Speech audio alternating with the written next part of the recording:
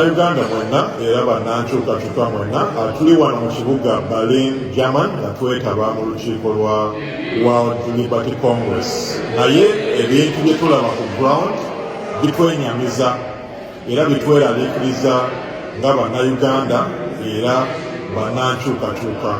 Kuba tulaba nti Museveni, police ne military bazanyira ku bulamu bwa pulezidenti waffe Robert Ssentamu Kyagulanyi. Tulaba nti ennaku zino eziyise violence agenda yeeyongera mu maaso. Basooka ne bayita mu batujju ba NRM bwe mwalaba nga bakutte amayinja, bakutte emiggo nga batagetinga ttiimu ya Robert Ssentamu Kyagulanyi. Leero tulabye nti amagye gennyini ne poliisi be bakutte emmundu, be bakutte emiti nga bakwata abaana, bawamba abaana, baasoltinga abaana abali ku campaign team ya President Robert Ssentamu Kyagulanyi.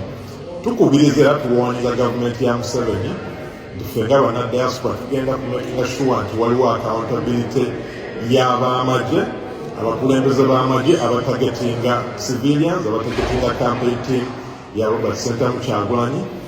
Abo tugenda kulaba nti twongera okusaba sanctions, tusaba accountability okuva mu nsi ez'enjawulo mu lukiiko luno lwe twetabyemu.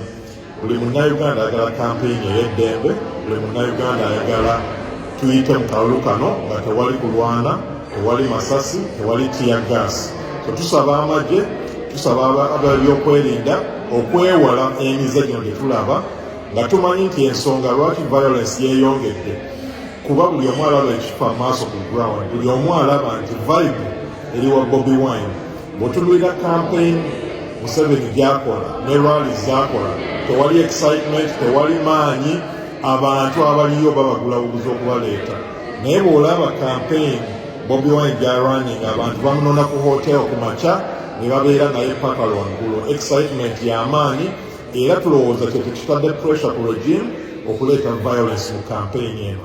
Tukubiriza ab'ebyokwerinda mwefuge kuba bwe muteefuga tumanye ebigenda okudda mu maaso, tumanye ensi yaffe gy'evudde emabega era gye twagala okugenda mu maaso. Tubakubiriza mwefuge, tuddeyo tubeere ne campaign ey'eddembe, bye mukola mubirekere awo. Ffe nga bannadiaspora tugenda bakuba mu tooki, tugenda kulaba nti wabeerawo accountability. Abantu bonna abatulugunya abantu, abawamba abantu, abakuba abantu tear gas, abakuba abantu amasasi ne byonna bye mukola, obuvuyo bwe muleeta ku campaign, tugenda batunuzaamu kamera era abantu abali responsible tugenda kulaba nti wabeerawo accountability.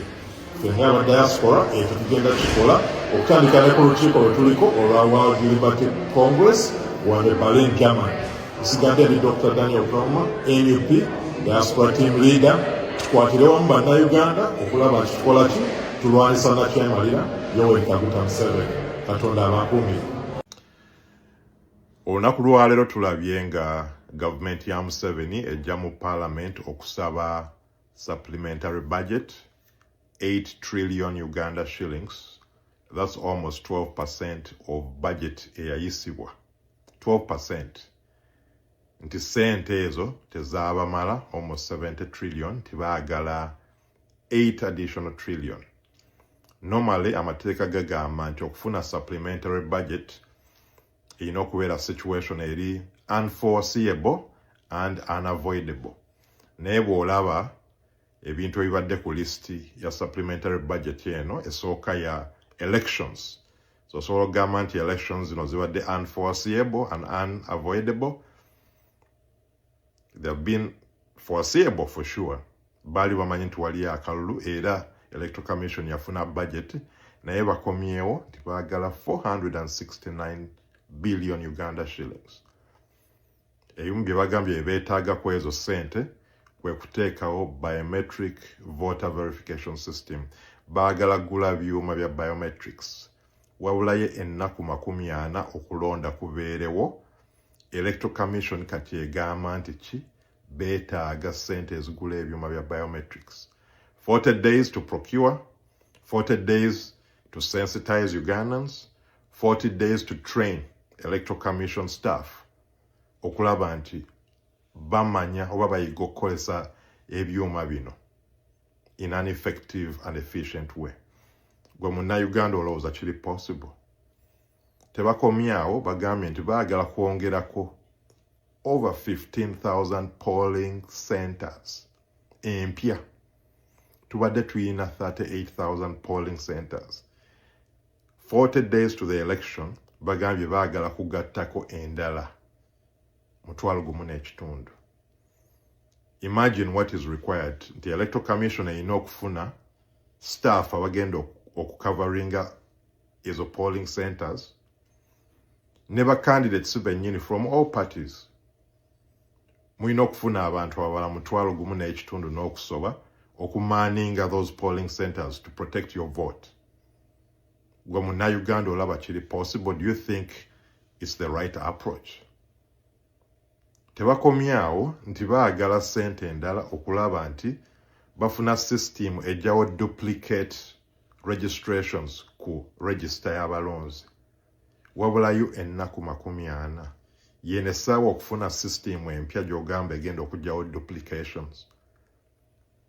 So Munnayuganda bw'otunuulira ekigenda maaso olaba nti lino essiga balitaddewo kukwata mu kalulu kano. Si kubamalamu maanyi, si kuteekawo voter apathy, naye kubalaga nti tulina okuzuukuka. Tulina okuzuukuka okulaba nti demanding accountability, okulaba twogerera wamu to make sure that ebibuuzo bino biddibwamu. Nti lwaki balinze ennaku 40 okulonda kubeerewo basabe ssente ezikola ebintu bino byonna. These are major significant changes to the electoral process. Tosobola kuŋŋamba nti wabadde wabulayo nnaku 4 lw'okirowoozezaako nti kyetaagisa. Secretary wa Electoral Commission abadde mu Parliament leero n'agamba nti cabinet ya Museveni approved this. Eba conflict of interest. Museveni is a candidate.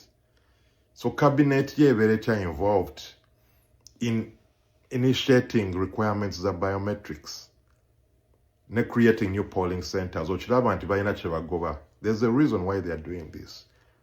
Bamanyi nti polling centers gye zikuma okubeera obungi, the more difficult it is opposition okulaba nti bakuuma akalulu.